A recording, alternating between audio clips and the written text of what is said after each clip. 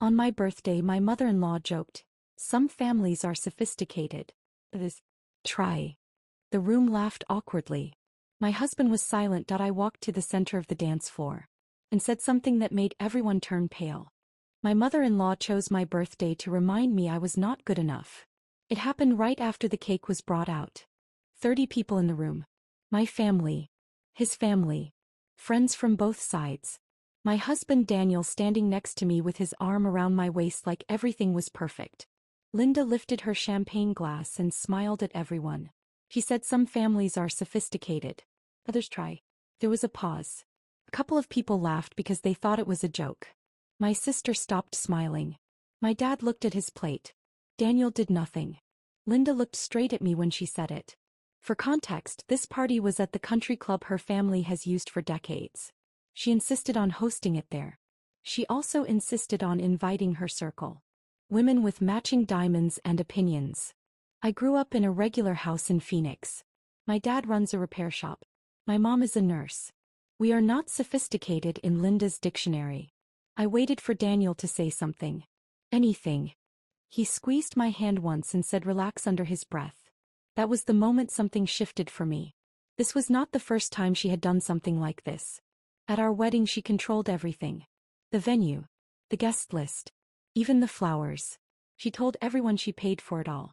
My parents quietly covered more than half, but she made sure no one knew. I let it go because I thought peace was more important. But then something else happened at the wedding. Something I only found out about weeks later. And I had kept that information to myself. Until my birthday. After her comment, the room felt strange.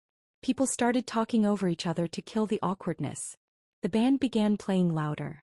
Daniel leaned toward me and said, "Do not make a scene." That was interesting. Because I had not said anything yet. Linda walked around greeting her friends like she had just delivered a clever line. A few of them looked at me with polite smiles. One woman actually patted my arm and said, "You are lucky to marry into such refinement." Lucky. I looked at Daniel again. He was laughing with his cousin now. Completely normal. Like his mother had not just reduced my entire family to a punchline. I thought about the wedding envelopes, the gift table, the locked room at the venue, and the call I received from my cousin 2 weeks after the honeymoon asking why I had not thanked her for the cash gift she gave us. I had thanked her. Or at least I thought I had. That was when I learned something that made my stomach drop. Back at my birthday party, I watched Linda raise another glass. She caught my eye and smiled in a way that told me she believed she had won something. I put my drink down. If she wanted sophisticated, I could give her sophisticated. I stepped away from Daniel and walked toward the center of the dance floor while the band was still playing. The music slowly faded when people realized I was standing there alone. Linda stopped mid-sentence. And I said, "I think this is the perfect moment to thank everyone properly for the wedding gifts we never received." The room went completely silent. Daniel turned toward me and whispered, "Camila, what are you doing?" I did not answer him. Because for the first time since I married into that family, I was about to speak without asking for permission. You could feel the air change. At first, people thought I was making a sentimental speech. A few smiled politely. Someone clinked a fork against a glass as if to encourage me. I said, "I want to thank those of you who were generous enough to give us cash at the wedding. Especially my cousin Rachel, who gave us $5,000 in an envelope with a handwritten note." Rachel's face lit up for a second, then confusion replaced it. I continued. "The reason I want to thank you publicly is because we never saw most of those gifts." A chair scraped loudly against the floor. Linda's glass froze halfway to her lips. Daniel stepped closer to me and said, "We can talk about this later." I shook my head. Later never came in this family. Things just disappeared and everyone pretended they had never existed. 2 weeks after our honeymoon, Rachel called me asking if we had received her gift. I told her yes, of course, thank you. She went quiet and said that was strange because she watched your mother-in-law collect all the envelopes and put them in her purse before the gifts were moved. There were murmurs now. Real ones. Linda laughed. She said, "Camila, you must be mistaken. I handled the gifts because you were overwhelmed. I was helping. Helping." I said that is what I thought too. Until I started calling other guests to double-check addresses for thank you cards and several of them hesitated. One even asked if we had decided to return the money. I let that sink in. Daniel's jaw was tight. He said this is not the time. I said it became the time when my family was called unsophisticated in front of 30 people. Someone from Daniel's side tried to joke that weddings are chaotic. Envelopes get misplaced. Things happen. So I said you are right. Things do happen. Especially when one person insists on locking the gift room and taking the key home. Every head turned to Linda. She finally set her glass down. She said, I do not know what you are implying. I looked at Daniel. I had told him about this months ago. Quietly. At home. I had asked him to talk to her. He told me I was overthinking and that his mother would never do something like that. So I asked him now in front of everyone. Did you ever ask your mother what happened to the envelopes? He did not answer. That was answer enough. Linda straightened her posture and said, this is outrageous. I would never steal from my own son. I said, maybe not from your son. Then I pulled my phone out of my clutch. Because I did not come to that dance floor empty-handed. I opened my email. 3 months ago I requested a copy of the venue's security footage. I told them I was putting together a wedding anniversary video. They were hesitant at first, but I insisted. I paid an extra fee. I did not show the video on a screen. I did not need to. I just held up my phone and said the footage shows the gift table after dinner. It shows Linda asking the coordinator to unlock the storage room. It shows her carrying 2 large bags to her car before we even cut the cake. No one spoke. Linda said that proves nothing. I was securing the gifts. I nodded. That is what I thought too. So I asked the venue manager who signed for removal of property that night. It was not Daniel. It was not me. It was you. I read directly from the email confirmation with her signature attached. The room shifted. People were no longer pretending this was a misunderstanding. Daniel finally said, Mom, did you take the gifts home? She looked at him like he had betrayed her just by asking. He kept going. I did not raise my voice. I did not rush. I wanted every word to land. When I confronted you about the missing envelopes back in August, you told me sometimes people exaggerate their gifts. You said maybe my family wanted attention. My father stood up from his table at that point. I said, Dad, sit down. I have this. Linda's face had changed. The confidence was gone, replaced with calculation. She said, fine. I took the envelopes home to count them properly. There was confusion with the venue staff. I planned to transfer the money to you. I looked at Daniel. Did we ever receive a transfer? He shook his head slowly.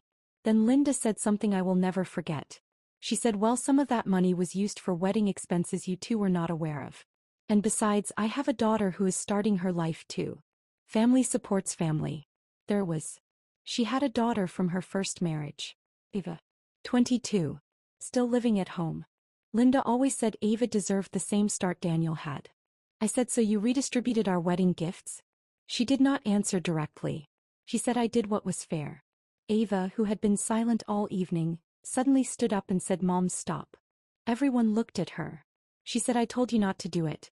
The room felt like it was tilting. Daniel stared at his sister. I lowered my phone. Because this was no longer just about envelopes. This was about a pattern. And I had one more thing to say. Ava looked like she had been holding her breath for months. She said, I told you to give it back. I told you it was wrong. Linda snapped her head toward her. That is enough. But it was not enough. Ava kept going. She said, Mom told me the money was a loan. That Camila's family had already been repaid through the wedding budget. I found the envelopes in her closet.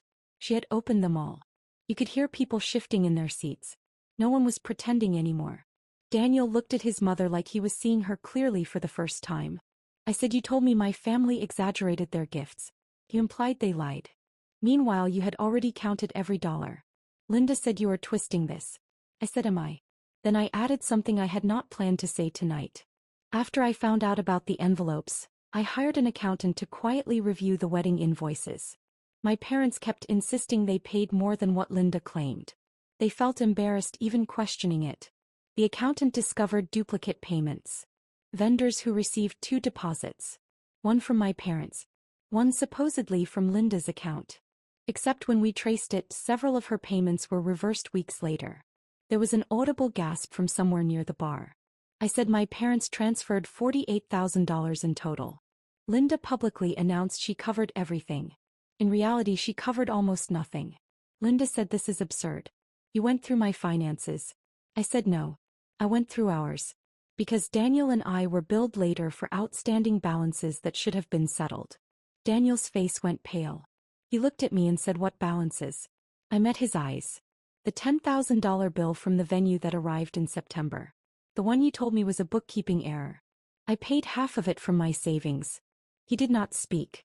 As he remembered. Linda said you are humiliating yourself. I said no.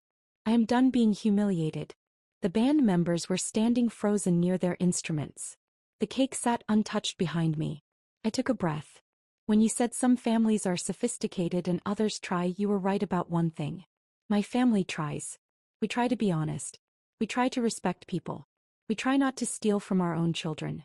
Linda's lips parted but nothing came out. Then I turned to Daniel. I said I told you months ago. I asked you to look into it. You told me I was dramatic. You said your mother would never lie. He finally spoke. Why are you doing this here? That question settled everything for me. Because even now his concern was the scene. Not the truth. I said I am doing this here because this is where she chose to test me. And because I am tired of fighting this alone. And then I said the part that made the room go completely still. I will not be married into a family where theft is defended and silence is loyalty. Daniel stared at me. Linda whispered you would not dare. I looked at her. Watch me. You could hear the air conditioning humming. That is how quiet it was. Daniel stepped closer to me like he was trying to pull this back into something manageable. He said, Camila, let's go home. We can figure this out privately. Privately. I almost laughed at that word. I said I tried privately. I came to you with bank statements. With screenshots. With questions.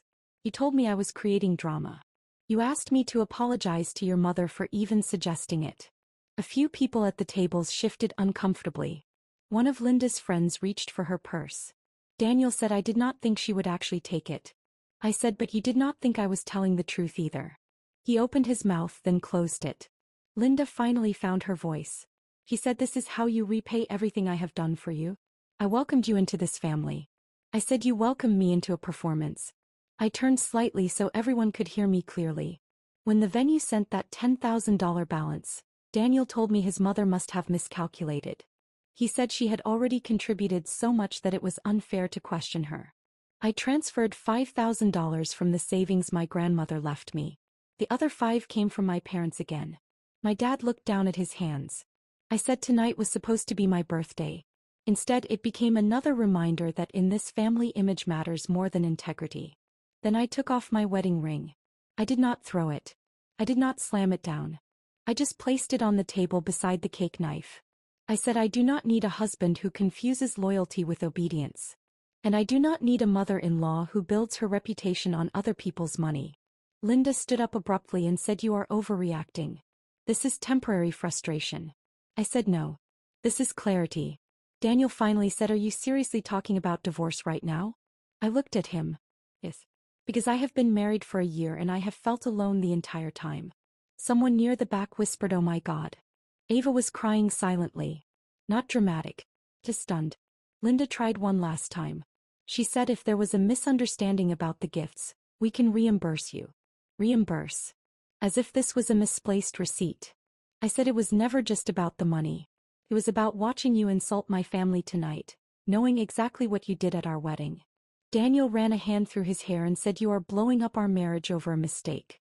I said no. I am ending it over a pattern. And then I walked off the dance floor. No one stopped me. Behind me I could hear raised voices for the first time all night. But I did not turn around. I expected Daniel to follow me into the parking lot. He did not. I stood outside the country club under those perfectly trimmed trees, heels sinking slightly into the gravel, waiting for something. An apology.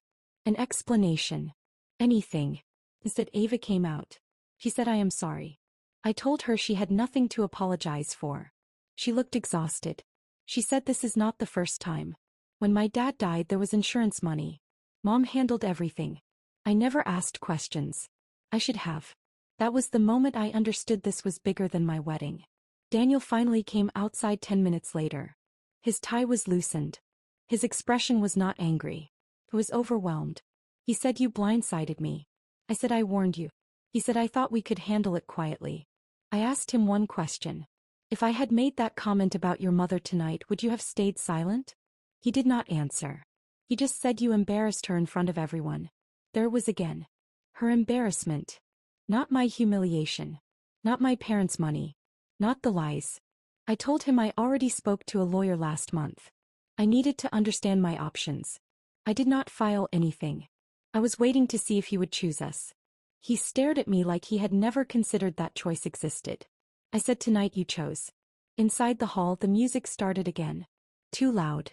Artificially cheerful. I imagined Linda telling her friends that I was unstable. That I came from chaos. That she had tried to help. But the problem with public scenes is that witnesses exist. Half that room heard Ava. They heard about the envelopes. They heard about the duplicate payments. The perfect image Linda had built over decades cracked in under 5 minutes. Daniel asked if there was any way to fix this. I told him fixing it would require something he has never done. Standing up to her without hesitation. Not negotiating. Not softening it. Not asking me to be patient. He did not promise he could. So I said, "Then we are done." I left the ring on the cake table. I left the country club. I left the version of myself that kept trying to earn approval. 2 weeks later, Linda transferred $37,000 into our joint account. No explanation. No apology. I sent it back. Then I filed for divorce. People later told me it was dramatic. That marriages survive worse. Maybe they do. But I would rather be the woman who tries than the one who steals and calls it sophistication.